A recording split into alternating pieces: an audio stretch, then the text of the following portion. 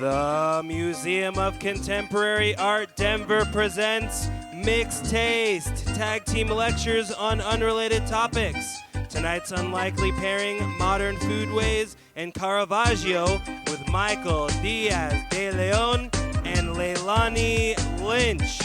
Please welcome your host, Bobby LeFebre. Yo! Good evening, everyone. How are you? That's good. My name is Bobby LeFebre. Welcome to Mixed Taste. By a round of applause, how many of you have been to a Mixed Taste event before? How many, this is your first time? All right. Well, whether it's your first or your 50th, we welcome you. The Holiday Theater is MCA Denver's home for music, performance, and events. Now, if you have been to one of these before, you'll know that audience participation is foundational to the experience tonight. So this QR code right here, we pull out your phones. Scan this QR code, and this is where you're going to enter your questions. We're going to ask that you make connections between tonight's topics, and we interview both speakers at the same time a little later. So play with this. We throw a question in there at the beginning of every night just to get you familiar with that. And tonight's question is, what is your favorite food ritual and or celebration, and from which culture does it originate? So for instance, you all have answered mom making, I don't know what this is. Oh, it's moving. Mom making tamales at Christmas time with neighborhood women. Going away dinner, celebrating the person and memories you've shared in the future. It's super classy ritual. My Aunt Jean from Lumberton, North Carolina, made a strawberry jello salad with pecans, canned pineapple, bananas, strawberries, and sour cream. I make it for my family every Thanksgiving and Christmas to pay homage to my mom's family and our roots. Super cool. That's very specific. So you get the idea. We're going to be playing around with this matzo ball soup, egg liqueur, all these good things. So you all will play with this, enter questions that connect both topics, and we'll interview our folks tonight at the same time, which is going to be a lot of fun. You all having a good evening? Yeah? Good. Well, Mixed Taste is a mashup series where we bring together two experts who each present on different topics, and then we have a live Q&A with both at the same time. The rules are very simple. The first speaker talks for 20 minutes, then the second speaker speaks for an additional 20 minutes on a completely unrelated topic. During the first part of the program, no connections are allowed, but during the Q&A, anything can happen. So tonight, between talks, we're going to play a fun little game for halftime, and Dominique Christina is here as our poet in residence. Give it up for the poet. God bless the poets. And Dominique's going to be taking in what we're experiencing this evening and then sharing an original poem based off of that tonight. Are you ready for the first speaker? Yes. Me too. So, presenting on modern foodways, Chef Michael Diaz de Leon is a first-generation Mexican-American born on the border of Mexico and the United States in the culturally rich city of El Paso, Texas. He has spent most of his life in the duality that exists in being raised in a border town and has always had an affinity for connecting people and community through food.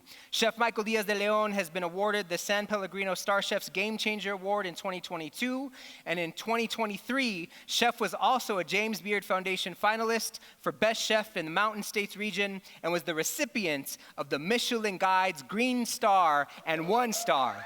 Yeah, give it up for Michael Diaz de Leon. Killing brothers. Whoa. All right, thank you, everybody.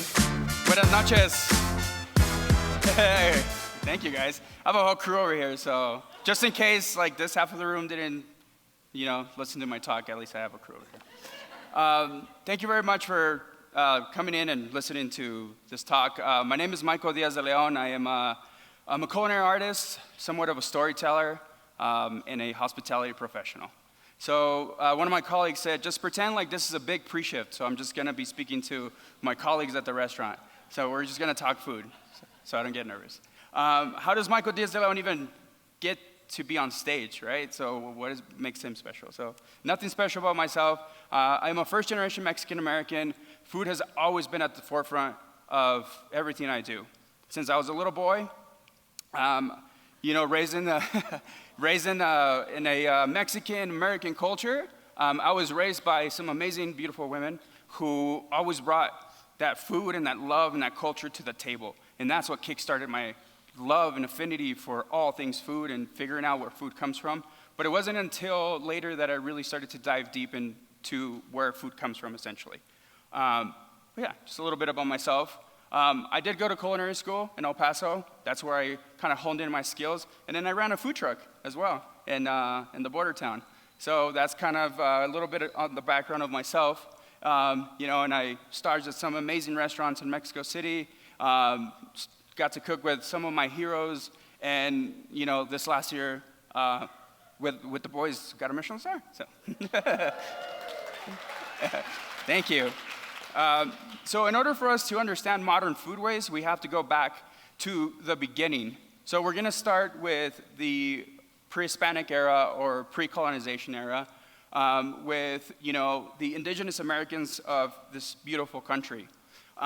When we talk about sustainable agriculture, these guys were at the forefront at sustainable culture. It just wasn't called sustainable culture, it was just called agriculture. Right? It didn't have to be sustainable back then because this is all they knew.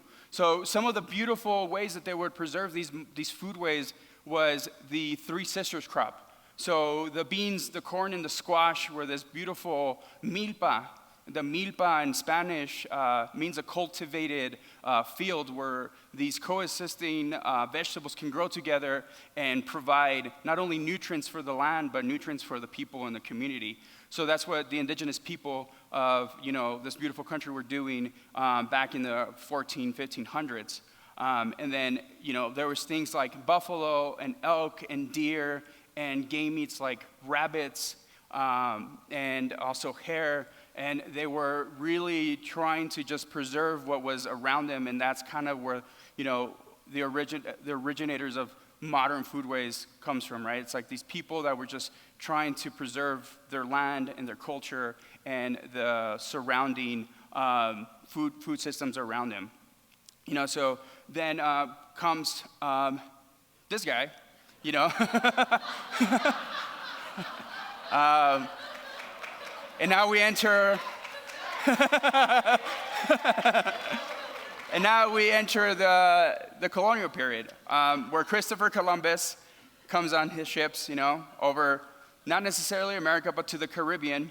And on his ships, on his quest to find Asia, he stumbles upon the Caribbean. But on his ships, he was bringing these exotic ingredients like, pork and goat and some spices and diseases, I think, too. Kind of spread them all over the land. So in order for, these indigenous people to preserve their land and preserve these ingredients, because they did go through famine because of what happened with Christopher Columbus and the colonization of the Americas, they had to resort to these ways of preserving food. And that's where a lot of, beautiful fermentation techniques come into play. Pickling and preserving in the winter and preserving in the colder months. So, that's this gentleman's contribution to our beautiful country.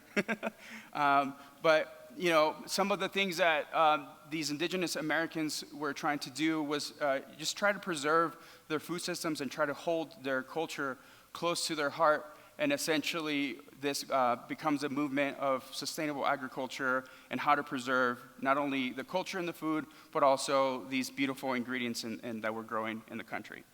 Now I'm going to speak a little bit about some of my personal experiences. In the last 5 years, through my work and, I've been blessed to be able to travel to a lot of beautiful places to really understand foodways in different countries and different regions of the world. And we're going to start off with the chinampas in Mexico City. The chinampas are these small stationary artificial islands that are built on fresh water for agricultural purposes. Especially in the early morning, it's so serene and so quiet. But, these chinampas were built by the Aztecs and the Mayans to kind of preserve themselves from famine, because there was so much famine during the colonial period that, they had to make these man-made islands, and the fresh water from the chinampas, or these canals, were feeding these ingredients. So essentially, till this day, there is a beautiful program in Mexico City in the Chinampas called Arca Tierra, and it's one of the biggest providers of fruits and vegetables to some of the hottest and some of the best restaurants in Mexico City. So Michelin star restaurants are buying from these guys. They are sending stuff to nearby states like Puebla and Guerrero, but it's all being done in a really beautiful, sustainable way because of the canals that are feeding the beautiful agriculture of this region. And also, they have a little bit of beef, cattle, and this beautiful, sustainable, and regenerative agriculture in the Chinampas in Mexico City. All right. Next, we had the opportunity to travel to Alaska, where we studied a little bit of sustainable fishing. So in specific, we went to Cordova, which is a small fishing town of about 1,700 people, and about 90% of the people that live in this town are actually associated somehow in fishing. So whether you're on the actual boat yourself, or you're a family member that is supporting the family, and or you are supplying the fishermen with some sort of supply, it's a really beautiful small ecosystem, very community-driven fisherman town, and they are specializing in sustainable wild-caught salmon.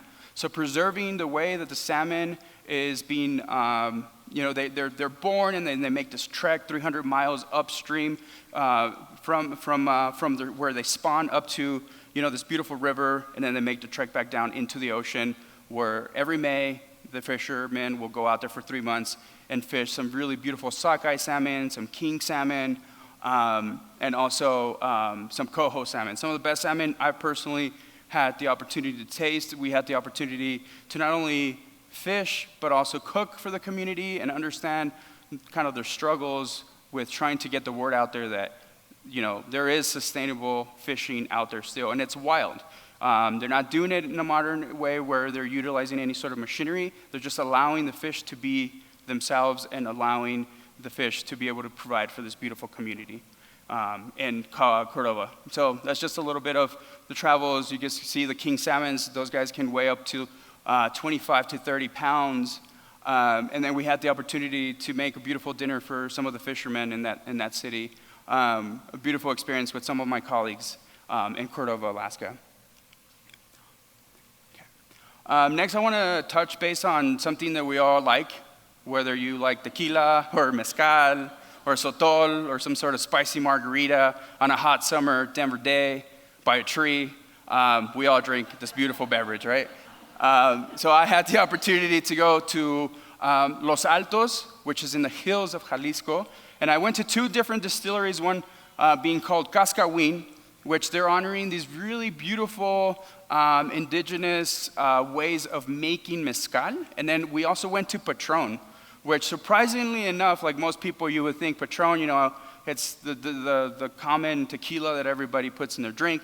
But what I was pleasantly surprised to find out that they are one of the most sustainable tequila companies in the world. And we'll touch base up on them previously. But Cascahuin, which is going to be a small company that they do everything by hand. So essentially they take these piñas, or the hearts of the plant, and they throw them into the hornos. The hornos are going to then cook the agave, and then they're going to mash that agave in order for them to extract the liquid, and then they go through the fermentation process. They're going to distill in copper, which is the original way to distill liquor, and it was a distillation process that was brought over by the Filipino immigrants that were brought on the ships during the colonial periods.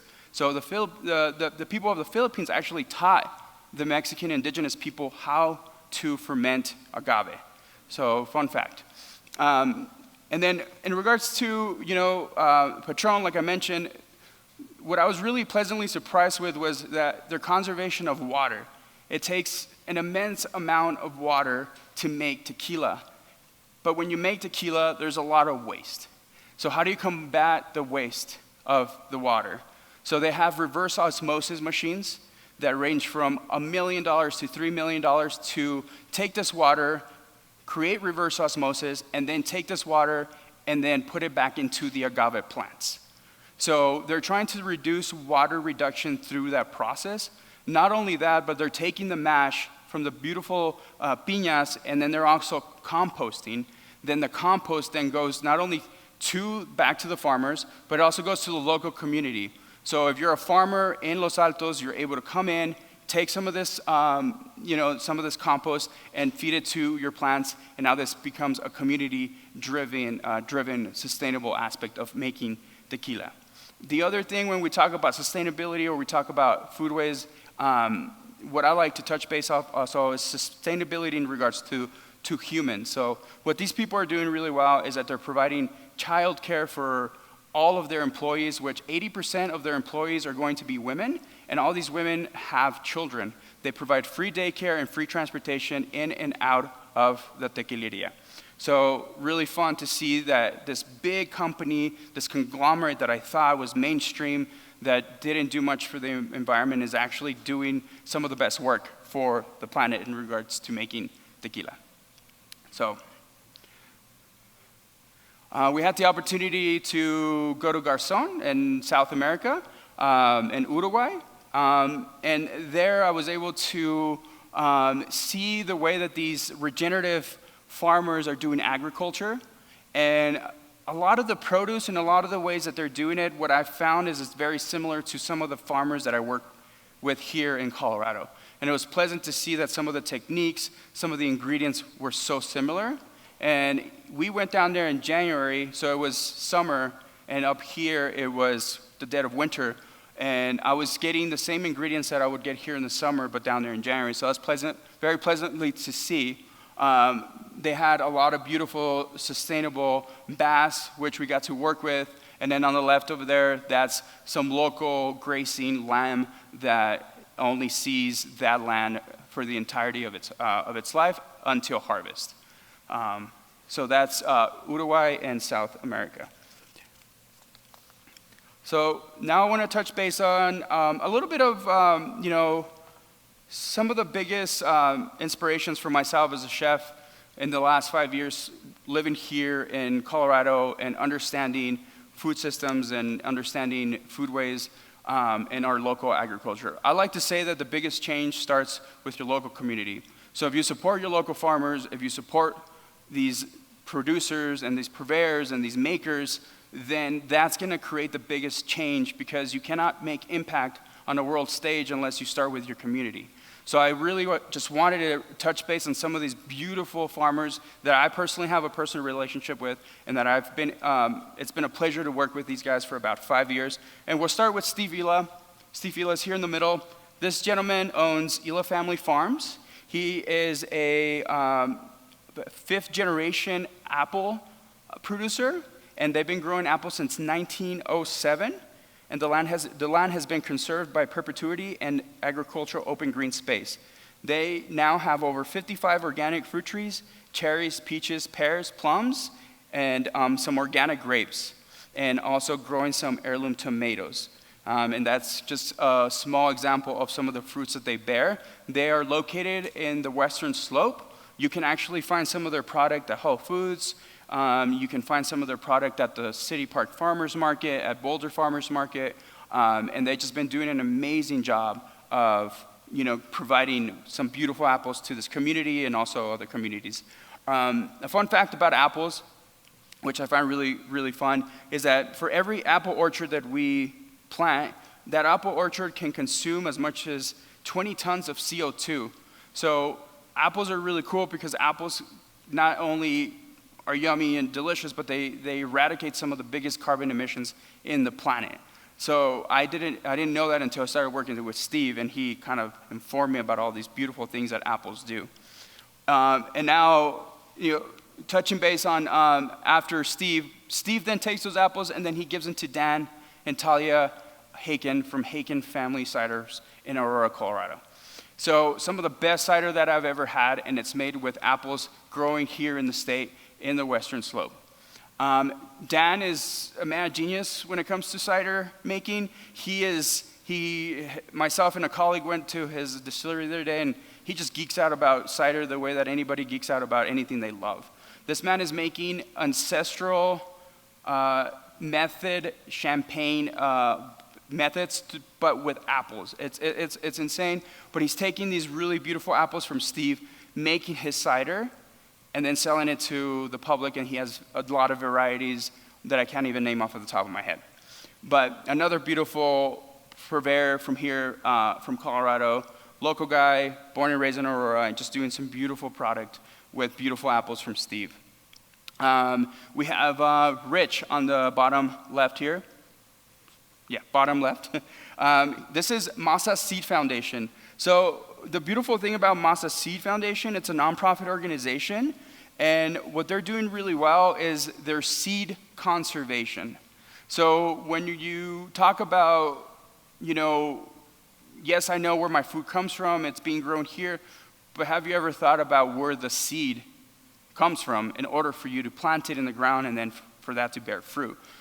So Rich has one of the coolest jobs that I think in the state is he's planting food because he's conserving the seed in order for him to be able to sell these seeds to not only other producers, other farmers, but also to the public. And he has now, through about 50 tons of food, he has conserved a lot of seeds for this community and also for the seed library in the United States. Next, the Buckner family, coming out of Longmont, Colorado. Organic grass-fed lamb, beef, and pasteurized pork. Some of the best product here in the state, I think. Grass-fed, grain-finished, and some of the best product that I've used in my restaurants personally, and I think he just does a phenomenal job, raising his herd up in Longmont. And then we have Rex. Rex is this gentleman with the beard. He is our bison farmer. His herd is going to be located in Ray, which is going to be east of just Denver, and he's raising some of the best bison in the state right now, if not the whole United States. But the same thing, grass-fed, grain-finished, no antibiotics, just clean food that comes directly from the farm, straight to the consumer, which I think is super important. And then we have Mark at Esoterra Farms. Mark runs a culinary-driven garden.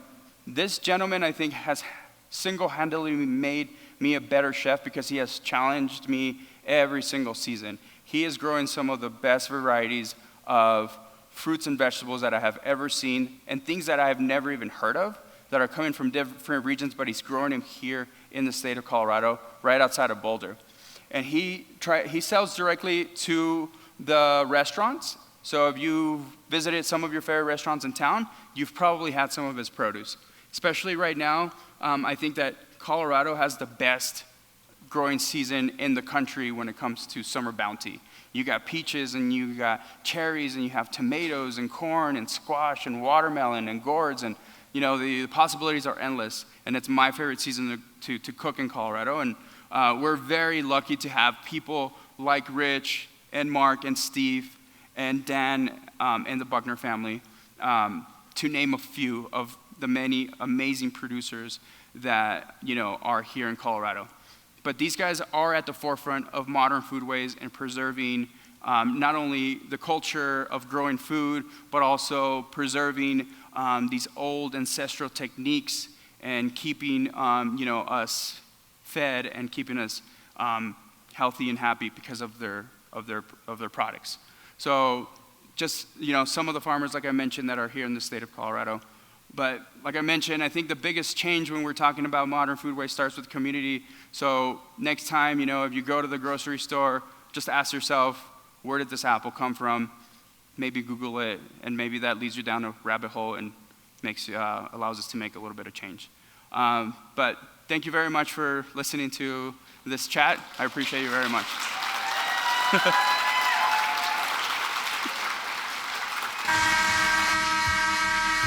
Thank you, Michael. Give it up one more time for the chef. And now it's halftime. Yes. Epic. Feel free to take a break if you need to. Grab another drink while we play this game. I would like to welcome to the stage our poet for the evening, Dominique Christina, to join me for a game called Food or Caravaggio. We will be guessing if a blurred image on the screen is food or Caravaggio? Where should I stand? You can stand there. That's good. Wherever Okay. you're comfortable. So yes, food or Caravaggio. So we're going to see a series of images. Dominique's going to tell us what Dominique thinks. Audience is going to tell us what you think. And then we're going to see who's correct. Yeah? We ready, Dele? Let's see the first image. Ba-bam. That cannot be it. It's it. Nah. It's it. Is that food or is that Caravaggio? That cannot be the image. What's your guess, Dom? It's Caravaggio. You think it's Caravaggio? Okay, audience, let's see what say you. 50-50. Somebody's got to break it. There we go. Okay. All right. And let's see what it is. It's food. This is ridiculous. That looks delicious. All right. Image number 2. This one, Dom, a little bit more, right? A little bit more to work with. Oh, you know what it is? Come over here, Dom. Come and check the cheap monitor real quick. I'm gonna let you. The cheap monitor is a little more visible. See that? Audience, you just have to guess. Yeah. It's Caravaggio. Caravaggio? Food, Caravaggio, audience? Let's see. What say you? Okay. All right. 96%. Either you all are really, really right or you're all really, really wrong. Let's see. Hey. Yeah, that's intense. That one. All right. Number three. Look at that. This is also Caravaggio. This is also Caravaggio. Okay. Dom's going with Caravaggio. Audience, let's see where you are. The pie chart, pun intended. All right, 71-29. And the image is. Hey. That's Caravaggio. Caravaggio and Caravaggio. food. Look at that. That's Caravaggio Give it up for doing Dele, fruit. Yeah. curating the images here. All right. All right, what's our next one? It's food. That's food? Dom says food. Yeah. Audience, chime in. What kind of food, Dom? What you think's on there? There's a red bell pepper for show. Yeah. Top left. Let's see what it is. Bam. Oh, That there looks- isn't, but it's. Oh no, yeah, there is. Yeah, that looks good. Yum. All right. Next up, we got another blurry image. It's Another guess from Caravaggio. Dom.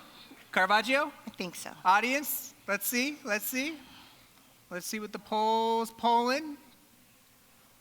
All right, okay. Man, y'all are voting with confidence. Let's see, Darley, what is it?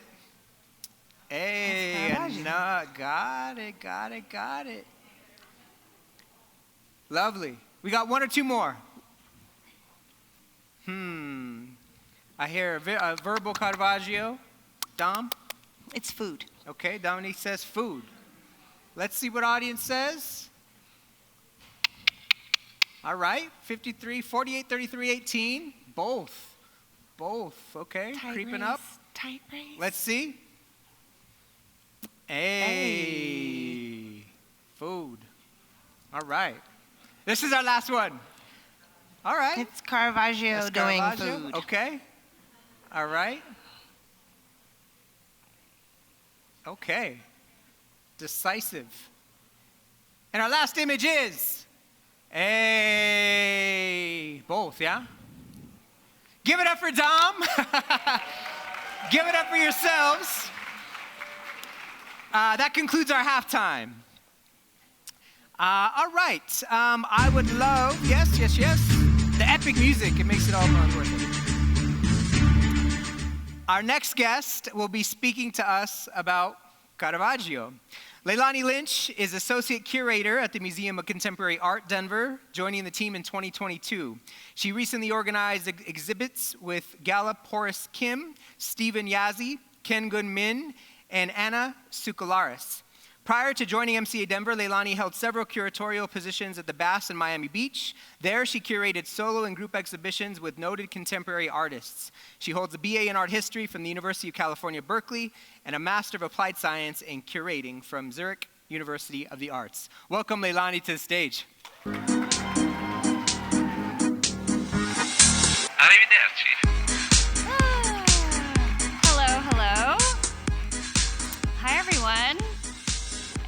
to MCA, my employer, for letting me nerd out about an artist who I don't get to speak about very often. And bear with me as we take a trip back to the 17th century, and know that I work at a contemporary art museum, so we'll see how it goes.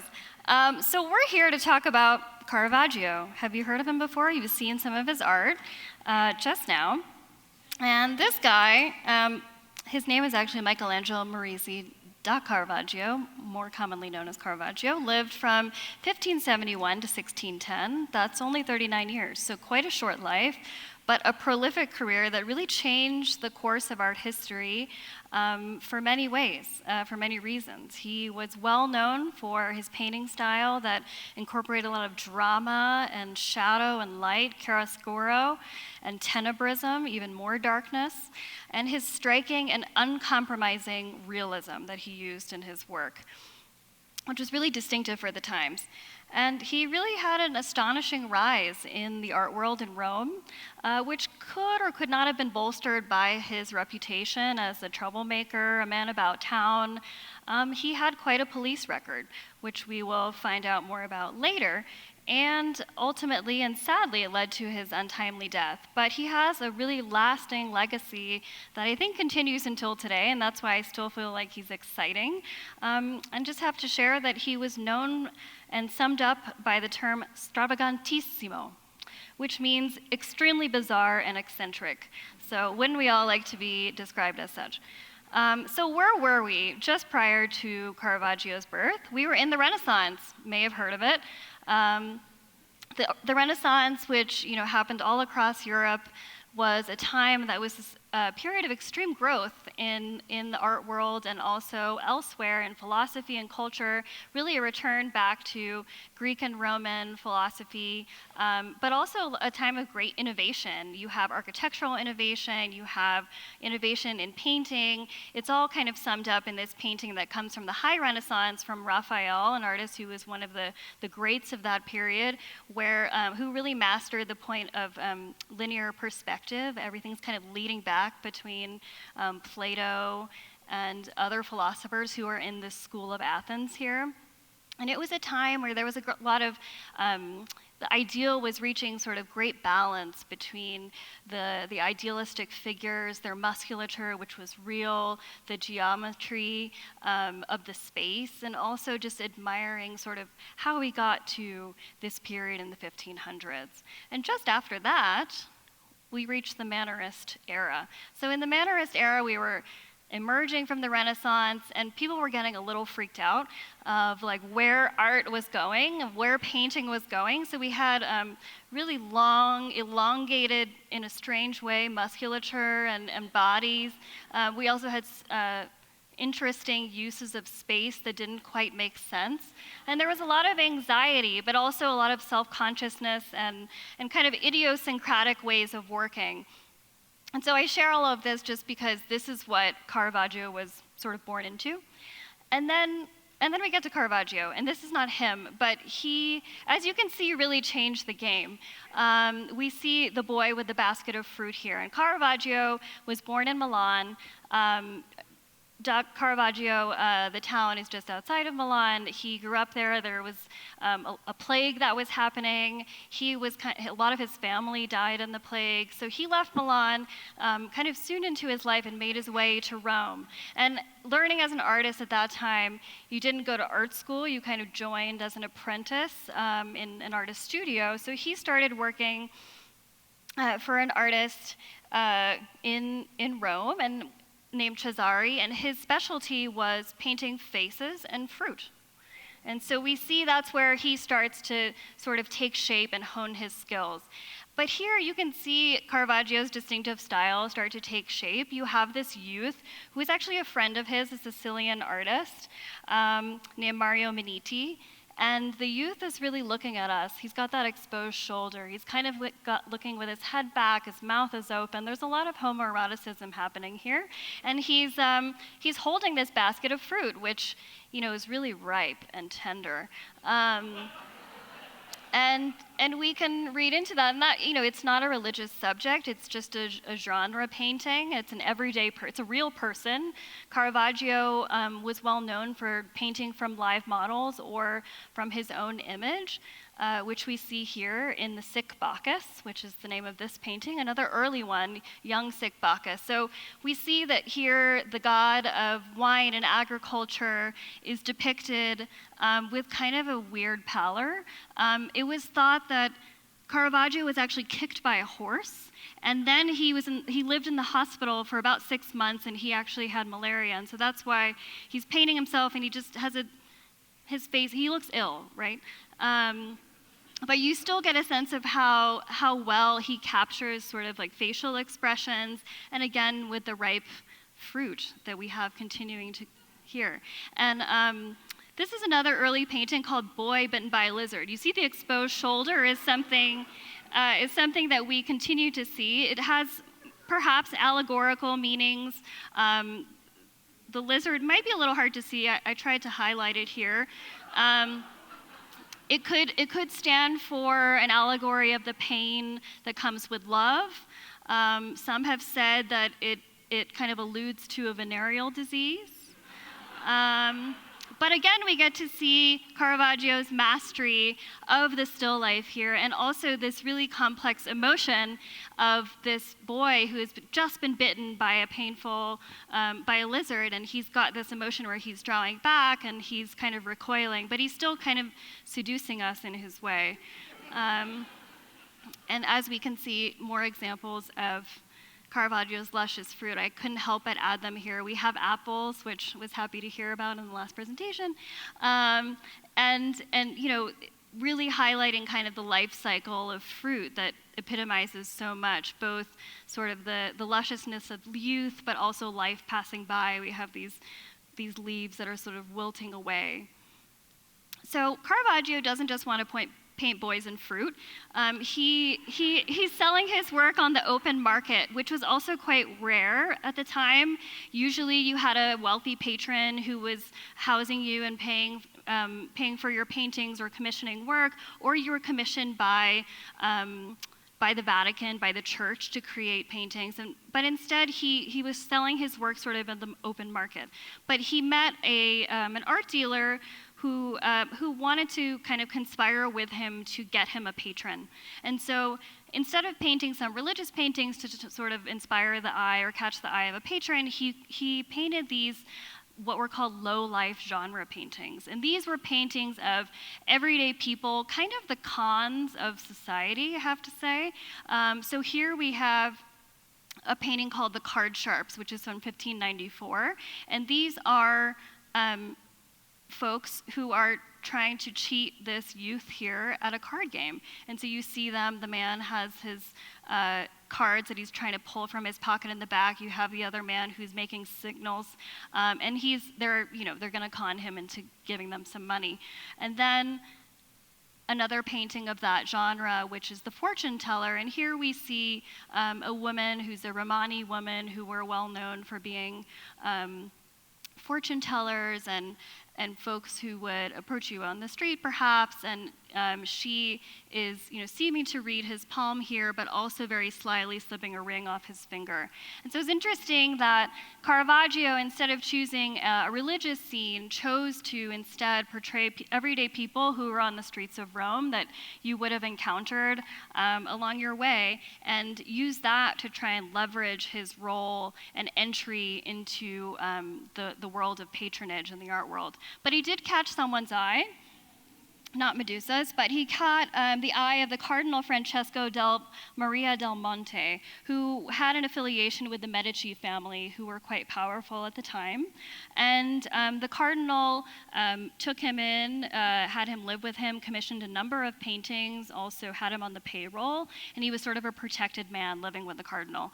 During that time, he painted this amazing Medusa painting, which was actually sort of seen as potentially a precursor to conceptual art. It was painted on a shield that could be worn, which was not really common of the day, and it really depicts in a quite shocking and bloody way the myth of Medusa and Perseus. And apologies in advance, there will be more blood and depictions of violence as we go on. Judith, we've seen this, you just saw this. Judith and Holofernes. So this is a painting and a story, the story of Judith slaying Holofernes that had been depicted since about the 1400s. It was well known, but never quite in such a visceral way. Judith here, she was a Jewish woman who snuck into the Assyrian camps as they were invading their territory and ended up slaying the warlord Holofernes as he was drunk and asleep in bed. And you can see here she's really in the act, and the blood is spewing out. We're seeing not the aftermath. Some of the older paintings of this scene, we only see Judith carrying the head of Holofernes, but here we're seeing her fully in the act, and that's kind of a specialty of Caravaggio. He's not wanting you to just look at the dainty aftermath. He wants you to be in the action, and that's where we are. So all of those scenes lead up to Caravaggio's first public commission, which is at the Contarelli Chapel in Rome. And this is a big deal because it's a public church. These are really large-scale images, 10 feet by 10 feet or so. The public can see them. And so he starts to paint more religious scenes. And what's really amazing is, again, his use of chiaroscuro, which is the sort of blending of shadow and light to create drama, to drive your eye within the painting. So here we have the calling of St. Matthew. Matthew, a tax collector, seated here at the table, and Christ, who's really kind of obscured, and you only see his halo very, very faintly, is calling to Matthew, and Matthew's saying, "Who, me?" And he's saying, "Yes, come with me, come into the light." And you see the way that he's sort of, Caravaggio is mobilizing the sort of vehicle of light to pull us towards Christ, but it's also a metaphor for walking towards the light, walking into the faith. And then the other painting that he sort of had a hard time on, and we know this because of x-rays of the underpainting, is the martyrdom of St. Matthew. And so from the last painting where Matthew is sort of seated here, still questioning, now Matthew is on the ground. It's the moment just before he's killed by this person here, and there's a lot of action and movement happening in this painting, right? We have the central scene here, this dynamic pose between Matthew and his killer. He's just been stabbed, but he's still alive. And then you have all of these other figures who start to spiral into a bit of chaos. You have like a person there.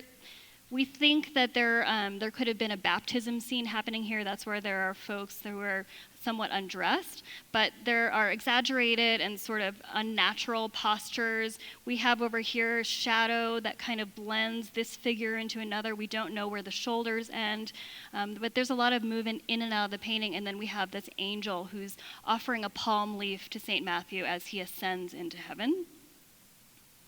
And just loving Caravaggio's use of space here. This is Supper at Emmaus. Again, a tale or a story from the Bible, which sort of plays out in this very humble scene, the background of an inn where Jesus appeared to two disciples who didn't recognize him at first, and then until he started blessing the bread, and was kind of scandalous at the time because he appears unbearded. And then you have the two disciples who are like, they can't believe what they're seeing. But then you have, again, back to Caravaggio's roots, some really amazing still lifes here on the table. Just look at this basket that's almost falling off the table. It's insane. And some critics, Caravaggio had a lot of critics for many reasons, but you can't deny the sort of perfection in the still lifes. But some critics did say, well, there's no way that these fruits could have been in season when this act happened in the Bible. So bad on him. More beautiful use of light here. You just have the taking of the Christ, which is illuminated by moonlight, and this lantern that is being held here. This is actually a self-portrait of Caravaggio, who's very kind of self-consciously holding the light in the painting. And the painting of the death of the Virgin. And this was sort of interesting because, as I was saying, Caravaggio painted a lot of times from live models, and those included his friends and people he might have met on the street. Some of them maybe sex workers, just everyday people. And when he depicted the Virgin here, who was in later paintings thought to have ascended into heaven, still alive, he's depicting her as having died on earth before ascending into heaven. But it's really kind of a simple, again, very like common looking scene. And there was quite the scandal because after he received this commission, it was rejected by the church that commissioned it because they said that the Virgin was treated irreverently in the way that he depicted her. She looks sort of like a normal person, a normal woman who passed. But that was really sort of the unrelenting realism of Caravaggio. He said, but also the moment of the Counter-Reformation across the church, which was trying to kind of humanize faith in a way. And so he really did well at that. And so then we get a little bit into his record. And this is what we're looking at here, are some handwriting related to what Caravaggio got up to. So I just wanted to read a little bit of his record here. So May 4th, 1598, 2 to 3 a.m., carrying a sword without a permit. We see that here. He alleged that he was allowed to carry a sword because he was his patron. He lived with a patron who was a cardinal, so he was allowed to carry a weapon. November 1600, sued for beating a man with a stick and tearing his cape with a sword. 1601, a man accuses Caravaggio and friends of insulting him for attacking, and then they attacked him with a sword.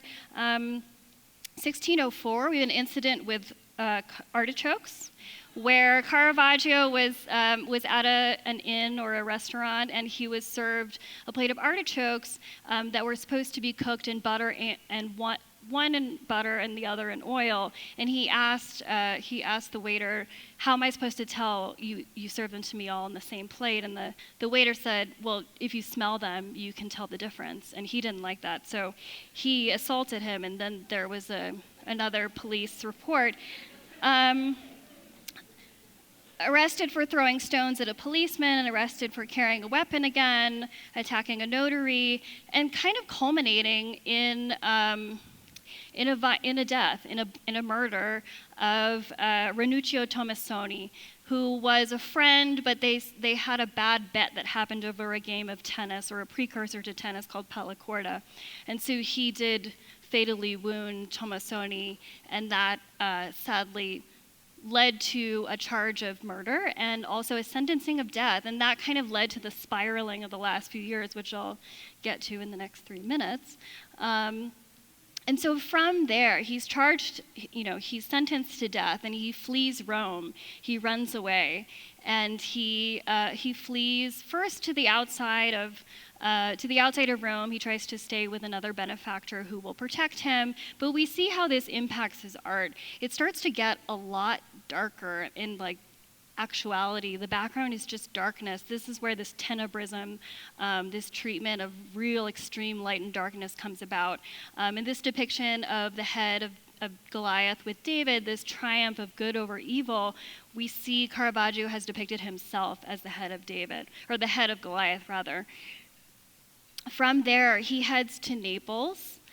He repaints the Supper at Emmaus scene, which we saw earlier. But again, there's so much darkness here. You can see psychologically, or you could read into it psychologically, how the act of this murder, this being on the run, is really affecting his work. And you can also see in the way that he's rendering the figures, they're much more, the brushstrokes are much more economical. They're fast. He's really on the move. We're talking weeks, months that he's in Naples, then he goes to Malta, then he's in Sicily, and then he's in Naples again. One of his last paintings we see, and one of actually the only that are existing in an outside space. If you've noticed, most of them have been on the inside. This is the beheading of St. John the Baptist, which is happening, and he painted this in Malta. In Malta, he went and tried to join the League of Knights there in Malta. He bought his way into that league by painting this painting, but then he was quickly expelled and called a rotten member of the league because he got into another fight with some other knights. And so we see sadly where this is going. And interestingly, we see John the Baptist here on the bottom. And this is one of the only paintings, it's a little blurry, but this is one of the only paintings where he signs his name in the blood of the saint. So we see where he is sort of psychologically, which is quite sad. And the last years of Caravaggio's life are sort of spent flighting from place to place. He eventually goes back to Naples. He's almost fatally wounded by supposedly some people who were meant to attack him. He tries to escape on a boat, ends up dying on a beach from an infection, and the rest is history. And he was sort of forgotten for a long time. He did have some other artists who sort of followed in his footsteps. I have to highlight two women, Artemisia Gentileschi, who was somewhat just a slightly later contemporary who really leaned into this Judith and Holofernes scene. And much, much later, he's kind of forgotten for about 300 years, and much, much later, he receives an amazing exhibition in 1951 where he's sort of rediscovered by the art world. And we can see that his legacy sort of continues today. I'm saying this in a much abbreviated way, but we see the artists as prominent as Cindy Sherman, who's known for her photography and artwork that really gets into the core of identity and representation, takes on the figure of Bacchus, that one of the first images we saw, to really get at the core of what it means to be an artist and a human. So that's my time. Thank you.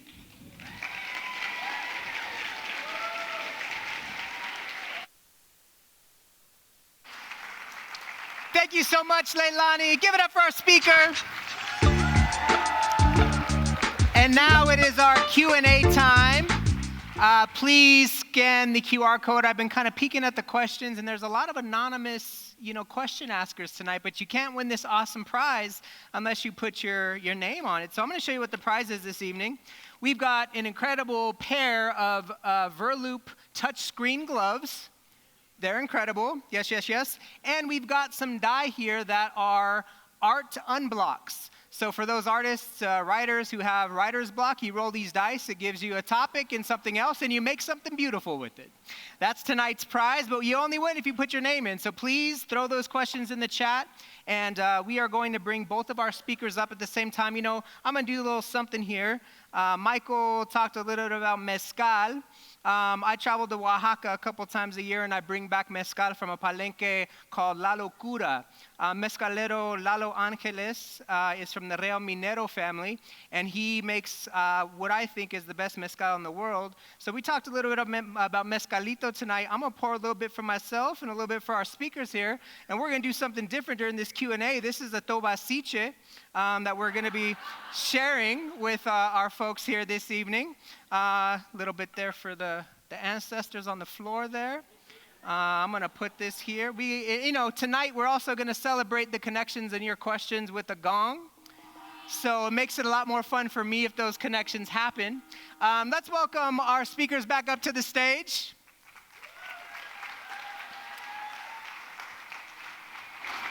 Maestro. Gracias, gracias. Mezcalito. A little mezcalito.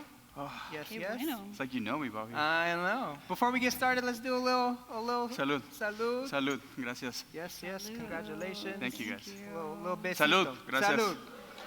Salud. All right. Delicious. Yes. So we have audience questions. We are connecting modern foodways in Caravaggio. The first question of the evening is from Steph. Steph asks, Caravaggio would have relied on the foodways of the moment. What would he be painting food-wise if he were alive today? What would Caravaggio be painting? Today. If he were alive today, what would he be painting? I wonder if you would be painting fast food. Yeah, a Whopper with cheese.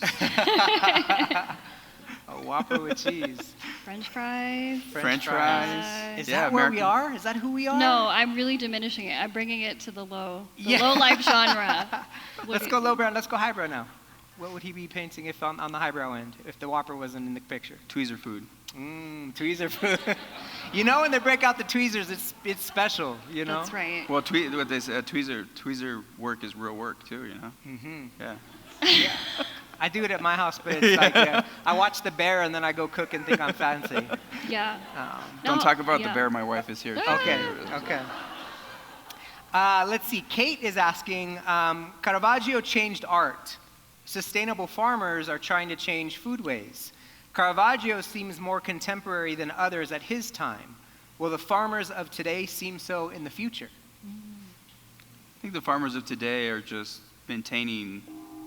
Forgot. Sorry. Yeah. I think the bad. farmers of today are just trying to maintain the origins of what food comes from, and I mean, call it if they're ahead of their time or just trying to be better for this world. I think they're doing a phenomenal job, and I think more than ever right now, it's the time to make the change to more mindful, sustainable practices.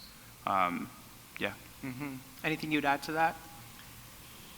No, I agree. I think, folks don't really know that they're so much innovators in their time, but they're just doing the work that they feel like is presented to them. What gets in the way of that, do you think? What gets in the way of us being able to see that greatness in real time? Like, why do we always, look back in awe as opposed to like take the time to say, I think maybe we're doing that tonight. You showcase these folks on the screen that said these are people that are doing this thing largely unseen, right? Yeah. We go to these restaurants, we take a look at these things, these folks we don't see.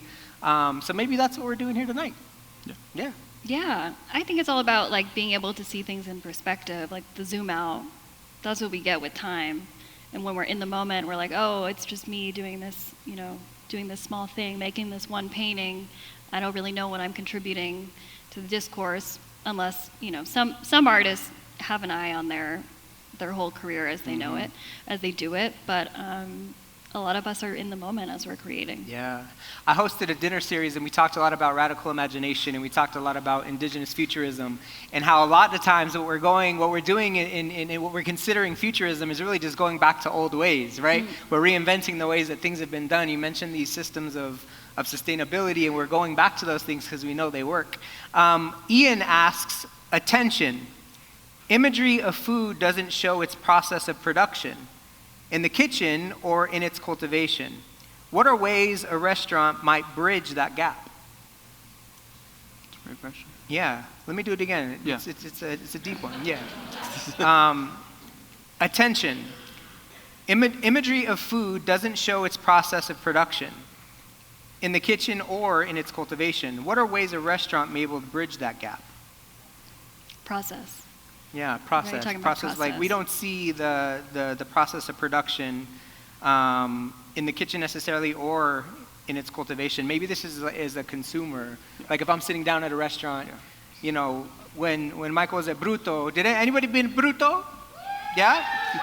I see this beautiful thing in front of me, and I think storytelling is a part of your work indeed. But what is the restaurant's responsibility in bridging that gap? I think it's what you just mentioned. I think as a chef, it is our responsibility to bridge the gap between the producer and the guest, right? So you might not know exactly where the apple comes from, but I can tell you where it came from, and I can tell you what we did to the apple, and I can tell you how the apple is being presented and what it tastes like.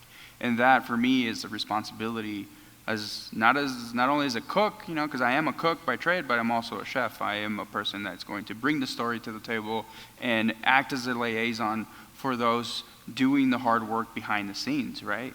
Not only the main farmers, but the farmhands that are, the millions and millions of farmhands that are picking these fruits and vegetables that don't have a voice.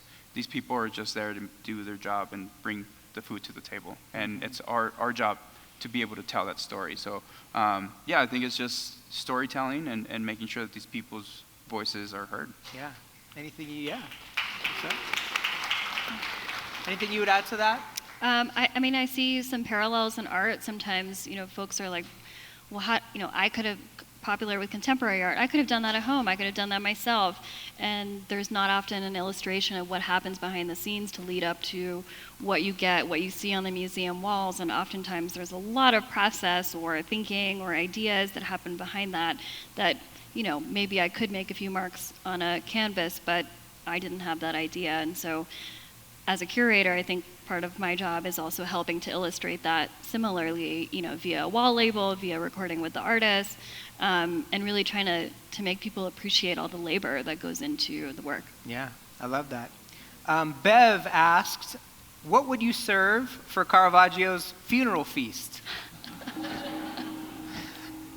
What you making? What are we eating? That's a good one. Some blood sausages. For Yeah. sure. Ooh. Some blood Yes. Yeah. Some artichokes. Just to be like, yeah. And smell that. Yeah. some juicy plums and Yeah. peaches that are in season. Peaches. Yeah. From Paonia. From in Colorado. Paonia. It's very specific. go. I love that. Renee H. asks, if Caravaggio were a chef today, would he be more likely to host a dramatic cooking show or star in a reality TV kitchen nightmare? What's he doing? Oh my gosh. What's that show where they're like really mean bosses? Well, he kind of worked by himself. I think he could have a great reality show. It would be amazing to follow him around. From like working in the studio to walking around all in black at night with his sword, and that would be interesting. I think, there's not a lot like written about him, but what we do know is that he was very dramatic. Any thoughts about that? I think I would tend to agree. Yeah, yeah, I Nice love little that. reality show, Caravaggio on the streets, swords, Swords, yeah, blood sausage. blood sausage. Yeah, there you go. So Ty asks, what chef would be considered a Caravaggio of our time? What chef would be considered a Caravaggio of our time? Do that while we think on it. Wow. Man. Hold on, you got me there. Hold on, that's a good one. Yeah, it's a good There's question. a lot of them. There's a lot of them out there. Yeah, what are the characteristics that you're associating with these folks that you're thinking of? Lunatic, insomniac, Yeah. works too much. There's a lot of similarities between Yeah. Caravaggio and some chefs. Yeah. I won't say names, but they're out there. Yeah, it's a nice one. Yeah. Any ideas there? Nobody I can name. no. Okay. No. We're going to keep it PC. Yeah. We're going to keep it. Let's see here. Jan asks, could you dig into violence as a feature of the erotic and the implications of this on the severance repair of the relationship between humans and the earth? I'm going to do that again. I don't know what that, I might hit this because I assume it is a connection. I'm going to say it again because I don't know. Jan's going up tonight. The question is, could you dig into violence as a feature of the erotic and the implications of this on the severance/repair of the relationship between humans and the earth?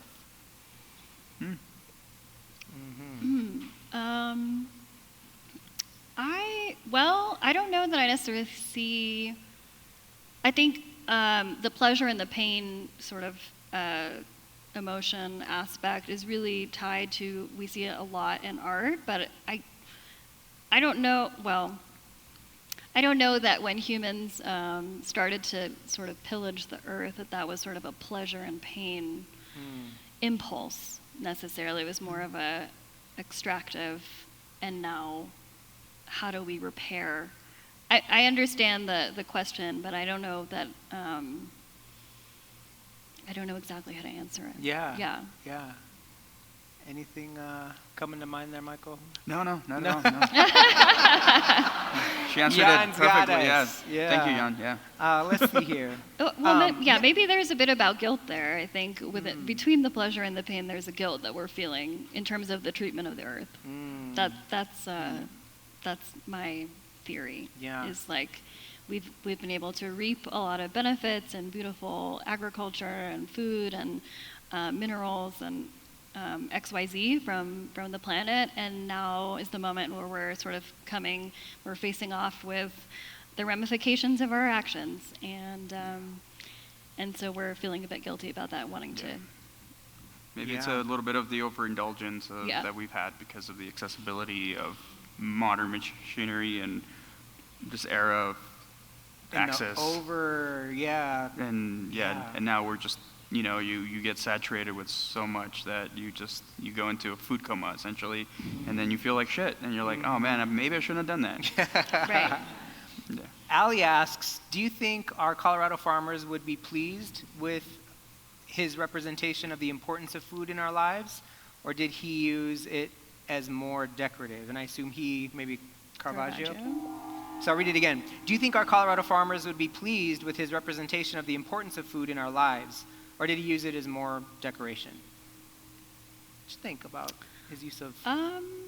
I think for his time, Caravaggio represented food in a way that that added value to it. It really, with that first basket of fruit, it was arguably the main subject of that painting, and in the time, other sort of topics or focuses, stories were really at the forefront, and so even though Caravaggio was criticized at the time for really focusing on, this is too real, this is sort of just very pedestrian. Food is really like the sustainer for all of us, and I think he gave it its due in the way that he rendered it in all of its kind of like grittiness and awesomeness. How have fermentation and nixtamalization played an impactful role in the cuisine of the Americas? How do you use these practices? I think this is more for you. Yeah, I mean, nixtamalization in itself is one of the oldest cooking techniques, in the Americas, stemming back to pre-colonial times. And you were talking about, these indigenous communities taking the ashes of the earth and using that to cook corn in order for it to extract nutrients and to make it accessible for the human body to digest, right? So that's kind of like the cliff notes of nixtamalization, and then they decided to stone mill it, and then becomes masa, right? Masa then becomes a food vessel for all things Mexican and South American and Latin American cuisine, and has become one of those vessels that is so beautiful because it's one ingredient utilizing one technique, and then you add other ingredients to make a beautiful dish. And I think we see it right now a lot in modern food culture, because Mexican food right now is really, it's hot. It's like, it's at the forefront, You got people like the Enrique Olveras of the world that really brought the attention to Mexico to make sure that these like indigenous techniques and indigenous ingredients had a spotlight in modern culture. So I think nixtamalization is really cool because we've been figuring out how to nixtamalize different things, not only corn, but fruits, vegetables, in order to preserve them, maximize their nutrients, maximize color, and I can go on and on about nixtamalization, but we've been making misos and mirins and all sorts of fermentation from the nixtamalized corn, not only tortillas or masa like you would traditionally use. So it's been a beautiful vessel to experiment with fermentation as well. Yeah. Laura's asking, Caravaggio added himself to a lot of his work. What's the chef equivalent of putting yourself into a painting? Ooh. That's a great question. That's good. That's my wife laughing. It's long days, long hours, obsession. It's never enough. It's never good enough. It's more and more and more. It's all you. It's all you. Like all the labor, all the thought. Yeah, it's an obsession. It's an obsession for sure. Mm-hmm. It is like any artist, I think. But is there a way of like putting your self-portrait in a dish? What's your signature? Like how do we know it's you? How do we see you in it? I mean, personally, I think my flavors are probably going to be at the forefront. If you've had the opportunity to eat our food, I think our food is very rich. It's umami. It's fun. It's explosive. It's giddy. And at the end of it, it's supposed to make you laugh, cry, some sort of it's supposed to draw some sort of emotion from you. Mm-hmm. A memory or an idea or an emotion that it brings up. Like, if we can do that, then you can tell that it's our food. Yeah. Anything you'd add there? No, I think that sounds like how you would add your signature. Yeah. Yeah. And I'm gonna add a plug. Michael's got a soon-to-be sold-out Cena Dos happening at Noisette. It's Tuesday evenings, right, coming up in August. August, I had the opportunity to attend Cena Uno, which was at Hot Valley, which is one of my other favorite restaurants in the city. So find Michael online, get your tickets to Cena Dos. It's an incredible experience. You will not regret it. And Zane's asking, if Caravaggio was a bit of a troublemaker of his time, who are the modern Foodways troublemakers, and what are they doing? Who's causing trouble out there in these food streets? The food street. I think all the food vendors that are selling food without permits, that are just trying to bring good food to the people, you know. I think those are some food hoodlums for sure. Yeah. What is your thought when you think about food hoodlums? Yeah, I think it's anyone who's breaking the rules, right? Which is, I feel like, is a very chef thing to do, is like break the rules. But you know, everything from using mold to make things that you can eat to operating without a permit. Yeah. That's sort of the spirit, I think, of what Caravaggio was doing. He was saying, like, yeah, I see the past, I understand it, but I'm also leaving it behind. Yeah. But he did have a permit for the sword, right? So. Not for the sword. Yeah, exactly. Last question. Can the themes of sensuality and indulgence in Caravaggio's art be seen in modern culinary arts, particularly in the rise of food porn and Instagram food culture? I'm going to do this real quick. Last opportunity. There we go. What y'all think? Sensuality and indulgence, our obsession with food porn. You can't go too far without somebody breaking out a phone to take a look at their... I took a picture of all 47 dishes Michael made for me at Cena Uno. You know? Yeah. What's the connection there? I mean, I think about like mukbang and how people are obsessed with watching other people eat, like online. Mm-hmm. You know, and it's like how we can consume all of this, like watching each other consume this food and maybe appreciating it, hopefully. But there is, I think we're both appreciative, obsessed, and maybe a little repulsed by our consumption at this point. Mm-hmm.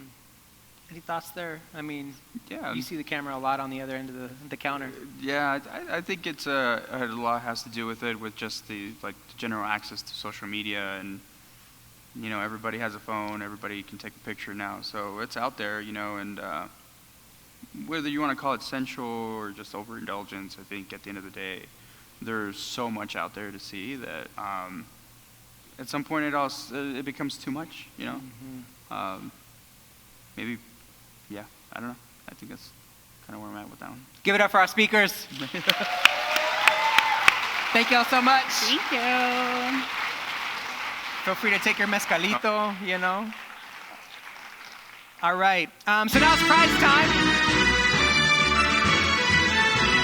Every week, this is my favorite part. I can't wait till they have me, host the Oscars or something. But every week we give a prize to the person who made the best connection, as chosen by our digital producer, Dele.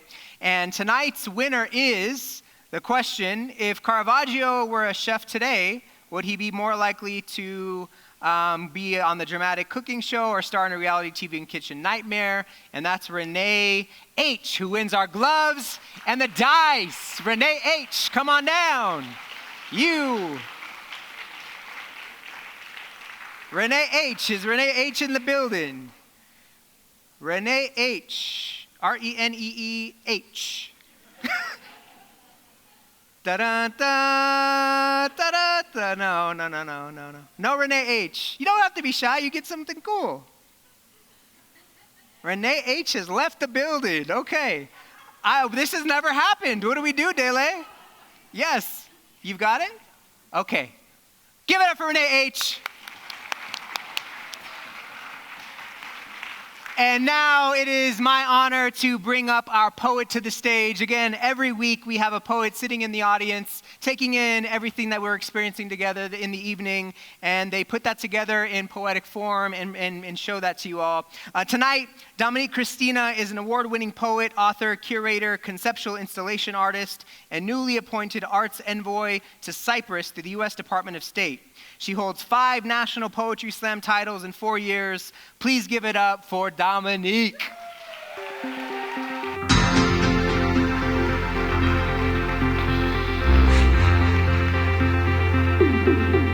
stuff for me. All right. Caravaggio y de Leon.